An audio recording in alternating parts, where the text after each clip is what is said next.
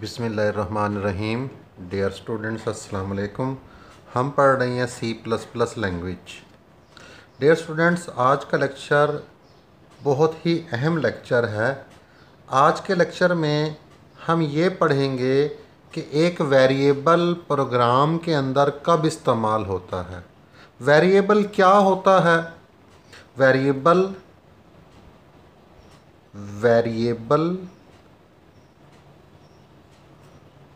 is a memory location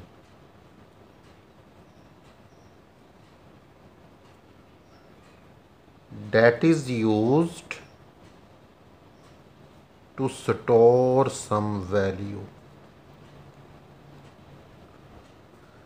variable एक memory के अंदर, मेमोरी से मुराद यहाँ पर रैम है, रैम वाली मेमोरी। वैसे तो कंप्यूटर में बहुत तरह की मेमोरी होती है, यहाँ पर हम किस मेमोरी की बात कर रही हैं? रैम। तो वेरिएबल एक रैम के अंदर एक जगह होती है, मेमोरी लोकेशन होती है, यूँ कह लें कि रैम के अंदर एक जगह होती है। किस लिए इस्तेमाल होती है? Data is use to store some value, value को स्टोर करने के लिए। ये वैल्यू बड़ी अहम चीज़ है, इसका अभी तज़किरा बड़ा अहम है, इसी से बात आगे चलेगी। तो वेरिएबल C++ लैंग्वेज के हिसाब से रैम के अंदर एक जगह को कहते हैं वेरिएबल, जिसके अंदर किसी वैल्यू को स्टोर करते हैं। याद रखिएगा, लोकेशन कहते हैं जगह को, जगह। अच्छा, इसको हम एक और तरीके से भी डिफाइन कर देते हैं। एक क्वांटिटी, ऐसी मिकदार, हुज वैल्यू, जिसकी वैल्यू कैन बी चेंज्ड, तब्दील की जा सकती हो, during execution of program, execution of program. तो ऐसी क्वांटिटी जिसकी वैल्यू चेंज की जा सके प्रोग्राम के एग्जीक्यूशन के दौरान, इज कॉल्ड वेरिएबल, वो वेरिएबल कहलाता है। याद रखिएगा, ये तो है वेरिएबल की डेफिनेशन। हमारी बहस ये नहीं है कि वेरिएबल क्या है। हमारी बहस यहाँ पर जो कंसर्न है हमारा, जिस चीज़ को हमने समझना है कि एक प्रोग्राम के अंदर वेरिएबल कब इस्तेमाल करते हैं। तो जो हमारा इम्पोर्टेंट नोट है, note, when to use variable in a program. Program के अंदर एक वेरिएबल को कब इस्तेमाल करते हैं, असल बहस हमारी ये है। तो याद रखिए, जब आप प्रोग्राम के अंदर, इसका आंसर क्या है, जब प्रोग्राम के अंदर आप वैल्यू को इस्तेमाल करेंगे, किसी भी वैल्यू को, तब वेरिएबल इस्तेमाल करेंगे। अगर दो वैल्यूज़ हैं तो आपने दो वेरिएबल इस्तेमाल करने हैं। अगर चार वैल्यूज़ हैं तो आपने चार वेरिएबल यूज़ करने हैं। आपके पास 5 वैल्यूज़ हैं तो आपने 5 वेरिएबल इस्तेमाल करने हैं। और अगर आपके पास वैल्यूज़ ही नहीं है कोई, तो आपने उसके लिए वेरिएबल भी इस्तेमाल नहीं करने। तो वेरिएबल का ताल्लुक़ किसके साथ है? वैल्यूज़ के साथ है। ठीक है। अब ये जो वैल्यूज़ हैं ये क्या होती हैं, ये समझ लेते हैं। फ़र्ज़ करें कोई स्टूडेंट है, मैं कहता हूँ एक स्टूडेंट है, उसकी मालूमात इकट्ठी कर रहे हैं स्टूडेंट की। हम कहते हैं उसका रोल नंबर, सपोज़ कि उसका रोल नंबर 4 है। उसका जी नेम, उसका नेम अली है। हम कहते हैं उसके जो CGPA है, CGPA cumulative grade point average, या परसेंटेज मार्क्स समझ लें। जो सेमेस्टर सिस्टम में नहीं पढ़ते तो इसको समझ लें कि ये परसेंटेज मार्क्स टाइप कोई चीज़ होती है। ये 3.4 CGPA, ये हमेशा इशारिया में होता है। अब ये बग़ैर इशारिया वाला नंबर है, ये करैक्टर की शक्ल में वैल्यू है। अब ये भी वैल्यू है, ये भी वैल्यू है, ये भी वैल्यू है। तो आपके पास कुछ वैल्यूज़ बग़ैर इशारिया वाले नंबर होंगे, कुछ वैल्यूज़ ABC यानी कैरेक्टर की शक्ल में होंगी और कुछ वैल्यूज़ आपके पास पॉइंट्स की शक्ल में होंगी, इशारिया वाले नंबर्स की शक्ल में होंगी। जैसे परसेंटेज मार्क्स समझ लें, परसेंटेज मार्क्स, फ़र्ज़ करें कि मैट्रिक के परसेंटेज मार्क्स हैं तो 86.25% जो हैं वो मार्क्स हैं। तो ये भी एक वैल्यू है, ये भी एक वैल्यू है, ये तो वैल्यूज़ होती हैं। याद रखिएगा कि ये जो हम वैल्यू कह रहे हैं, ये जो रोल नंबर का 4 है, रोल नंबर 4, ये 4 वैल्यू है। ये जो नेम है अली, ये वैल्यू है। ये जो 3.4 है CGPA, ये वैल्यू है। ये जो परसेंटेज मार्क्स की वैल्यू है, इन चीज़ों को हम वैल्यूज़ कह रहे हैं। तो अगर आपने इस तरह की चीज़ें प्रोग्राम में यूज़ करनी हैं, यानी वैल्यूज़ को यूज़ करना है, तब आप वेरिएबल इस्तेमाल करेंगे। तो वेरिएबल कब इस्तेमाल होता है?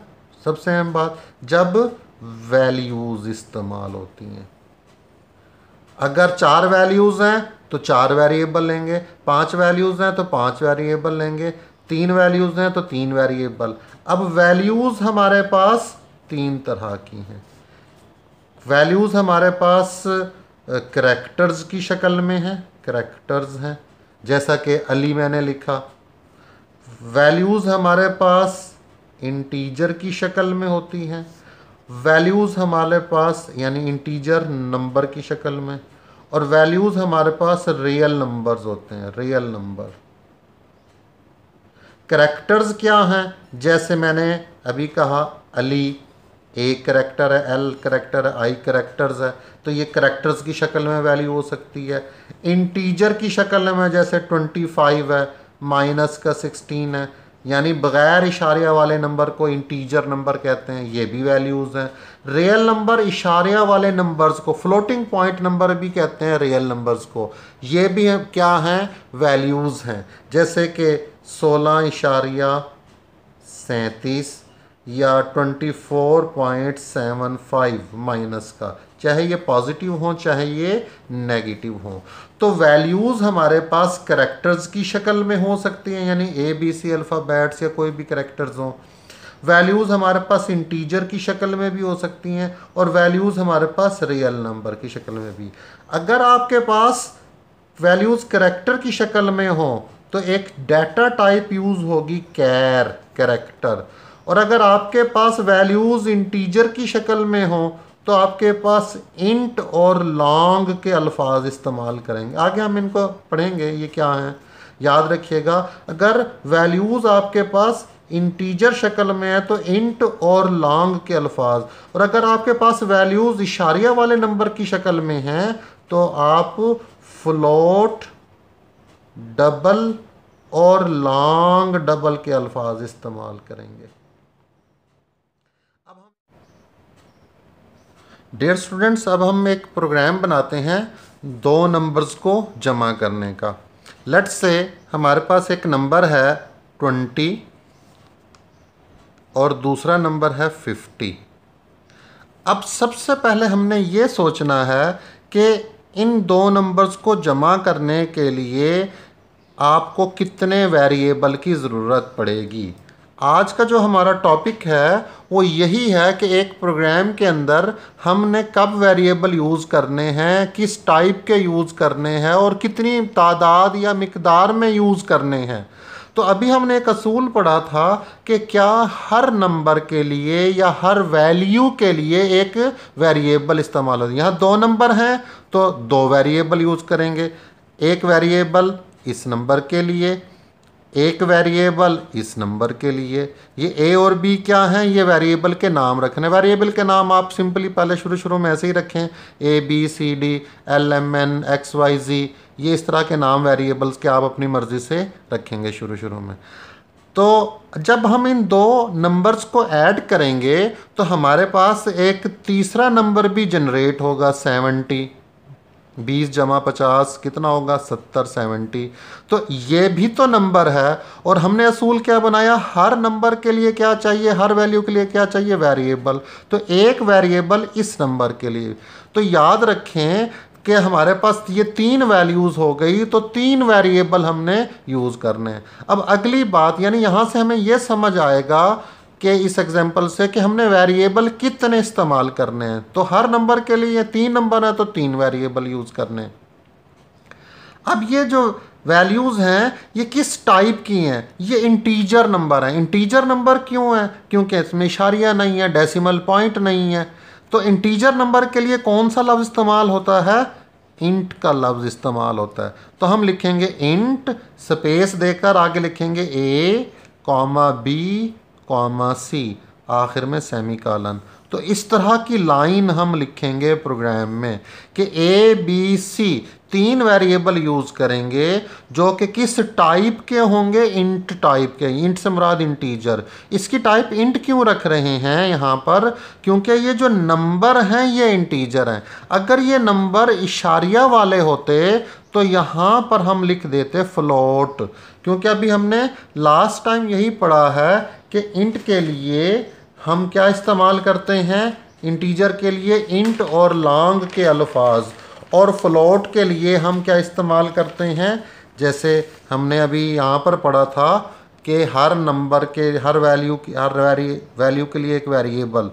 तो इंटीजर नंबर के लिए इंट का और लॉन्ग के लफ्ज़, रियल नंबर के लिए फ्लोट डबल और लॉन्ग डबल के अल्फाज। अब हम प्रोग्राम बनाते हैं। हम लिखते हैं hash include iostream using namespace std int. Dear students, मैंने पहले ही बता दिया था आपको, ये तमाम अल्फाज छोटी ए बी सी में स्मॉल लेटर्स में लिखने हैं। और आखिर में हम क्या लिख देते हैं? रिटर्न 0।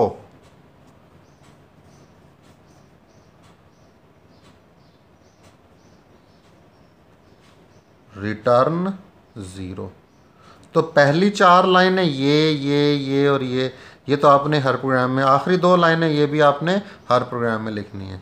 अब इस प्रोग्राम को 2 नंबर को ऐड करने का हम प्रोग्राम बना रहे हैं।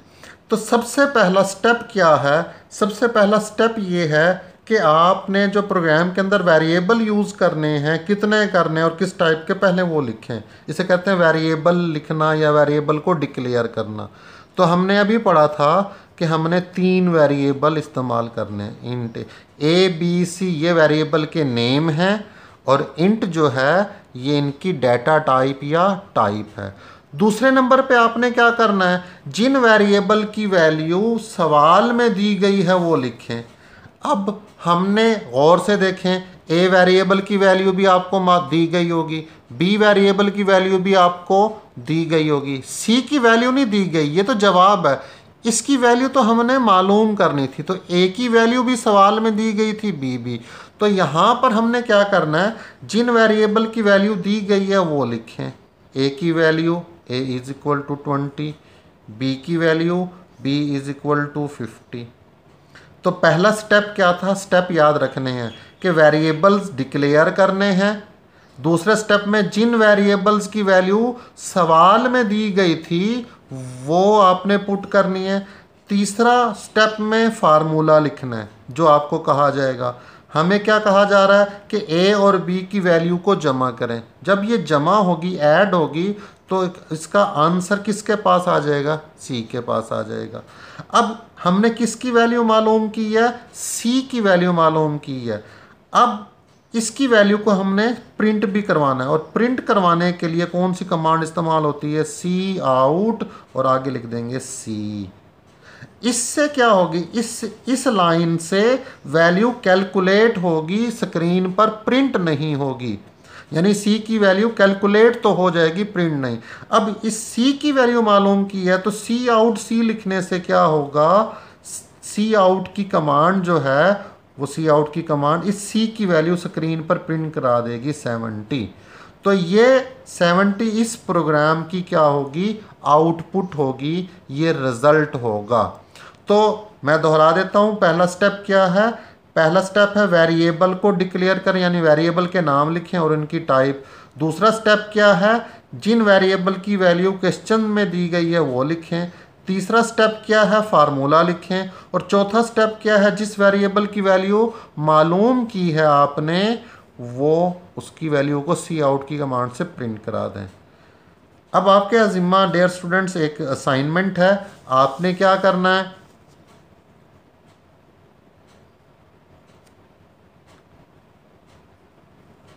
आपने जमा करना है 20 प्लस 4.5 प्लस 30, इन तीन नंबर्स को ऐड करना है। इन तीन नंबर्स को 20 प्लस 4.5 प्लस 30। तो आपने जब इसे ऐड करना है, पहले ये सोचना है कितने वेरिएबल चाहिए, फिर ये सोचना है किस टाइप के चाहिए। तो याद रखें, जो इशारिया वाले नंबर होते हैं उनके लिए इंट डाटा टाइप, जो बग़ैर इशारिया वाले नंबर होते हैं उनके लिए इंट डाटा टाइप, और जो इशारिया वाले नंबर होते हैं उनके लिए फ्लोट डाटा टाइप यूज़ होती है। तो आपने इसी मेथड को यूज़ करते हुए इस असाइनमेंट को हल करना है। उम्मीद है आपको आज का लेक्चर समझ आ गया होगा। अगर ये आपको समझ नहीं आ रहा तो इसको आपने 2-3 बार इसको सुनना है और अच्छे तरीके से समझना है। अगर ये लेक्चर आपको समझ आ गया तो आगे के प्रोग्राम बआसानी आपको समझ आ जाएंगे। अपना ख्याल रखिएगा। अगले लेक्चर तक के लिए इजाज़त दीजिए। अल्लाह हाफ़िज़।